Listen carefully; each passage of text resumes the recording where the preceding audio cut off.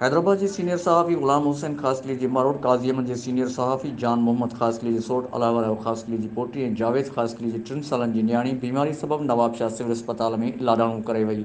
मासूम न्याणी जी जनाज़े नमाज़ सकरन शहर के दरगाह बुखारी क़ब्रिस्तान में अदा कई वई। मरहूमा जे मड़ के बुखारी क़ब्रिस्तान में मिट्टीअ मां हवाले कयो वियो। मरहूमा जो तड़ो सकरन शहर के बुखारी महले में सैयद एहसान शाह जी ओताक ते विछायो वियो आहे। तॾहिं ते पहुची रेडियो पाकिस्तान हैदराबाद के ब्रॉडकास्टर इबरत न्यूज़ के चीफ रिपोर्टर सहाफ़ी ग़ुलाम हुसैन ख़ासकली, काज़ी अहमद प्रेस क्लब के सहाफ़ी जान मोहम्मद ख़ासकली, सकरन शहरी इत्तेहाद के चेयरमैन सैयद एहसान शाह, समाजी अगवान शायर मीर मोहम्मद ख़ासकली, समाजी अगवान साईं महरमदीन ख़ासकली, अली मोहम्मद ख़ासकली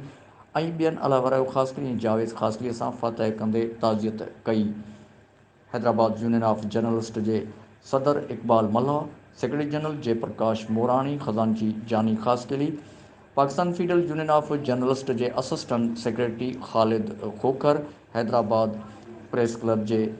सदर लाला रहमान समूह, सिंधी ॿोलीअ के नामियारे शाइर ऐं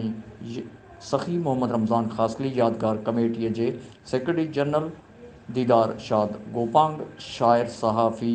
मुख्तियार वको, सहाफ़ी मुख्तियार बुरफ़त, सहाफ़ी सईद कुरैशी ऐं ॿियनि सियासी, समाजी, अदबी, सहाफ़ती हलक़नि अलावा ख़ासकली ऐं जावेद ख़ासकलीअ सां ॾुख जो इज़हार कंदे दिली ताज़ियत जो इज़हार कयो आहे। ग़ुलाम हुसैन ख़ासकली, इबरत न्यूज़, सकरन।